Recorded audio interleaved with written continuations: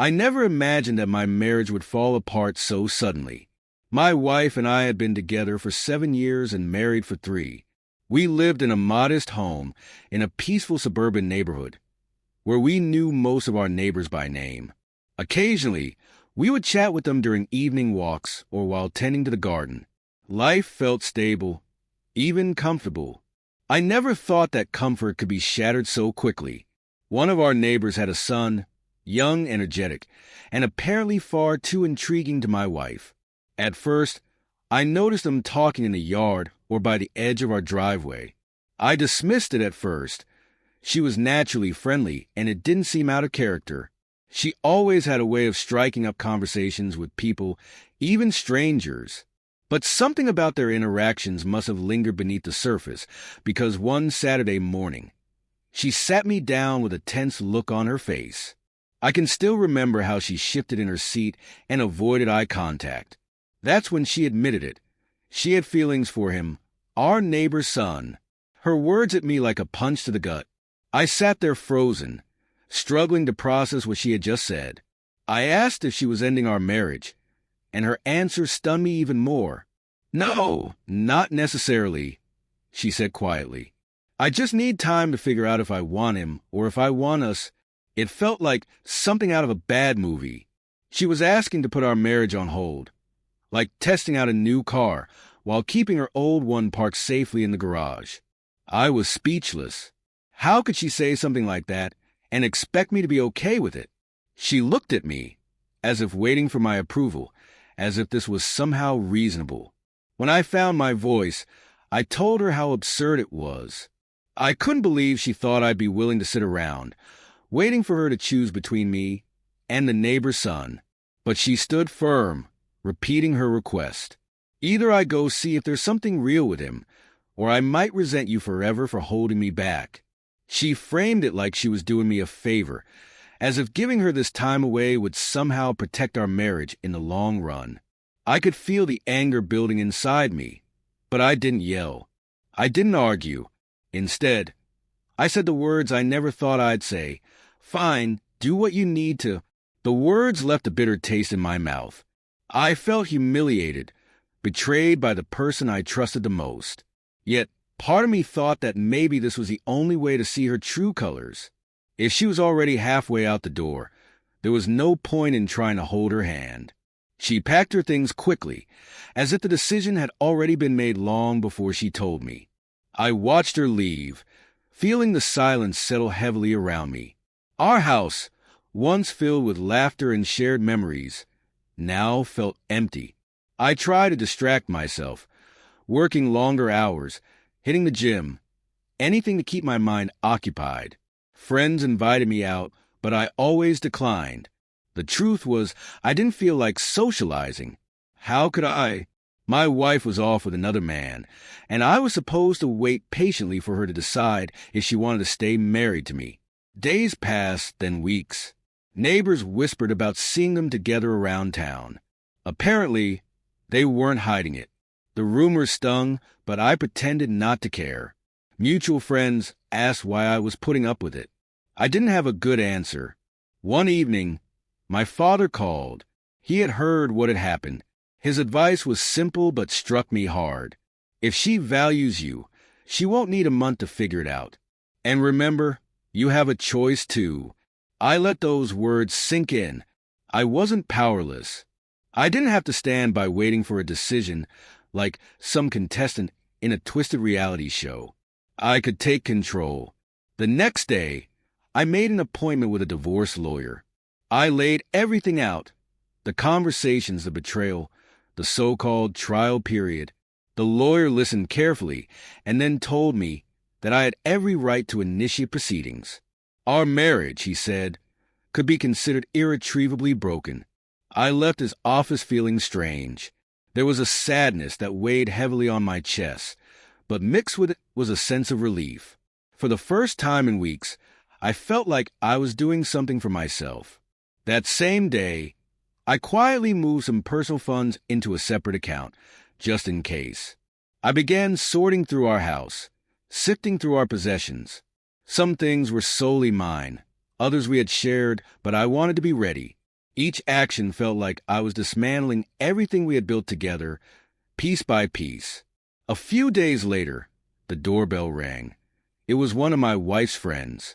She had apparently heard about what was going on and came to speak with me. "She just needs time," her friend said softly.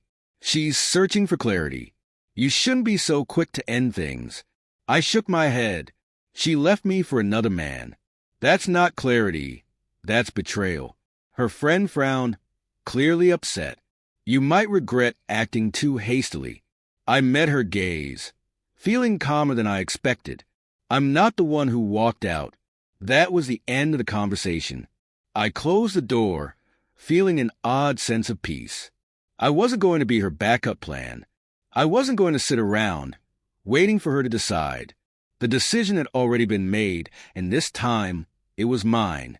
As our friend left, looking disheartened, I stayed resolute. The hours dragged on in painful silence. I half expected my wife to check in with updates, to reach out every day. Yet, her messages were rare, like whispers in the wind. Maybe she was basking in the attention of the neighbor's son, wrapped up in the excitement of something new, or maybe she was hiding in shame, using silence as a shield from the truth of what she'd done. As the month drew to a close, her message came through, short and direct. "Let's talk when I'm back." I'm almost ready to decide. Her audacity made me laugh, but it was hollow. She honestly believed she had control, that she could dictate the terms of our future. When she returned, exactly 4 weeks later, she walked into the living room as though nothing had happened, as if the past month had been some fleeting dream. "I've thought a lot," she began, her voice earnest but strangely distant. "I do care about you. Let's figure out how to fix this. I'm leaning towards working on our marriage." Her words were dripping with arrogance, as if it were some privilege for me to hear them. I stayed silent, letting her think she held all the power. She spoke about the neighbor's son, describing him as fun but immature, not the stable partner she had imagined. She tried to make it all sound like a fleeting summer romance, as though her flirtation had been nothing more than a brief dalliance. She reached for me, her arms outstretched, but the apology in her eyes felt hollow. My stomach churned at how casually she approached it all. That's when I dropped the bombshell. "I filed for divorce," I said, my voice steady and firm. Her face twisted in shock, and words stumbled from her lips. "You what?" "I won't be your second choice. I'm taking control. I'm done waiting for your verdict," I continued, my resolve unshaken. Her eyes sparked with anger. "You can't do that," she spat, her voice dripping with venom. "This is our marriage." I shrugged, unaffected. "You bailed the second you moved in with him." I deserve better. Her desperate demands followed, insisting I take back the filing, claiming it was a rash decision. I remained firm, telling her I had weeks to think about it. Her tears turned manipulative as she claimed confusion, stating she only wanted to test the bond with the neighbor's son. Her logic was twisted, and I didn't hesitate to call it out. "You test drive a car, not a marriage. It's not a temporary lease you can just toss aside and pick up at will." The weight of my words settled heavily between us. Her realization dawned that I was serious. She stormed out, her plans of returning shattered. Her threats to fight me tooth and nail in the divorce only met with my calm. After she left, I contacted my lawyer to update him on her outburst. He assured me our case was strong, especially considering her open affair. She might walk away with a portion, but certainly not the half she had threatened. In the following weeks, she changed her tactics, telling mutual friends that I had abandoned her without reason, painting me as a villain. I set the record straight with anyone who asked. Some believed her. Others chose to stay neutral. Meanwhile, the neighbor's son distanced himself, leaving her to seek sympathy. She even showed up at my father's doorstep, tearfully pleading, hoping to sway him to her side. He simply asked her to leave, saying, "My son is an adult. He's made his choice." As the divorce negotiations continued, our lawyers debated property division. With no children involved, the process was simpler. She demanded spousal support, citing how I had built assets while she contributed emotionally. The irony was thick. Her contribution had been walking out on me. In the end, the lawyers haggled until a settlement was reached. Fair, though not perfect. She walked away with some money, but far less than the half she had wanted. I kept the house, purchased before our marriage, and a portion of my savings.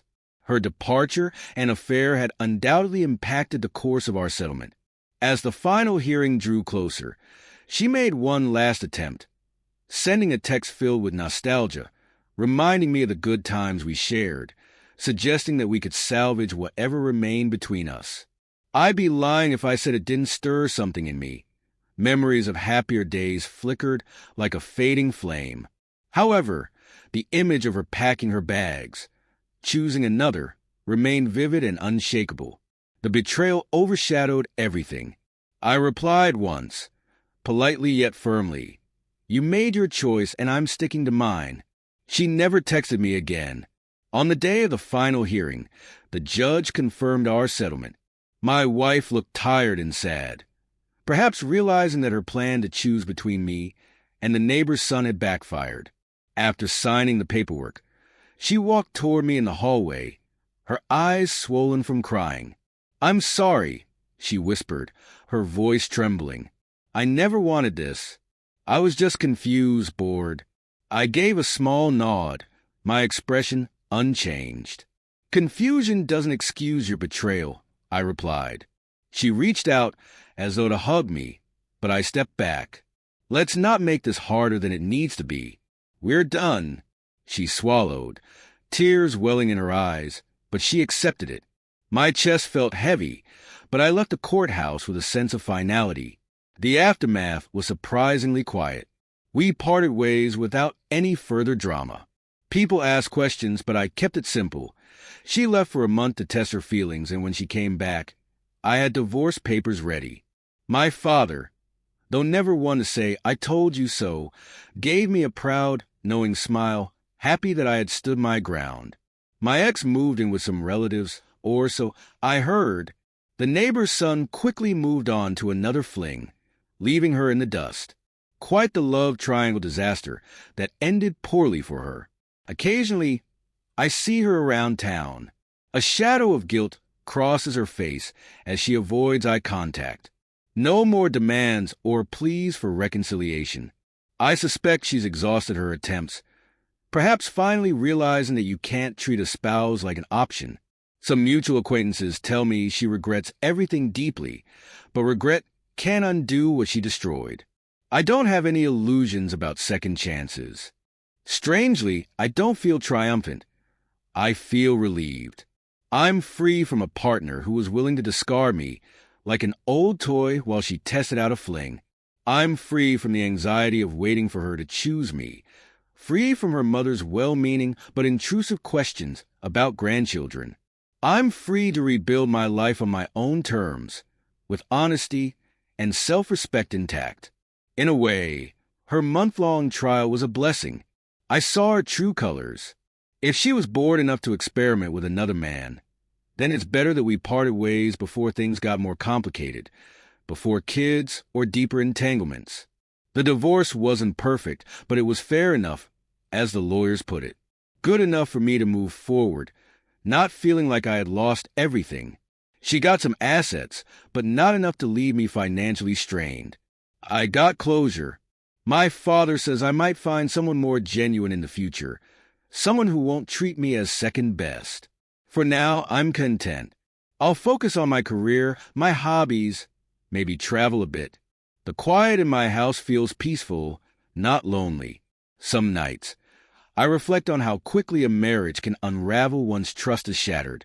A single statement, "I'm leaving for a month to see if I prefer the neighbor," was all it took to demolish the bond we had. Would I ever speak to her again? Possibly, with polite nods if we crossed paths. But the old relationship is gone, replaced by a curt finality. And that's the price she pays for flipping my life upside down. Thinking she could return with a triumphant, "I choose you." I turned her game around, letting her find out the hard way that I'm nobody's second choice.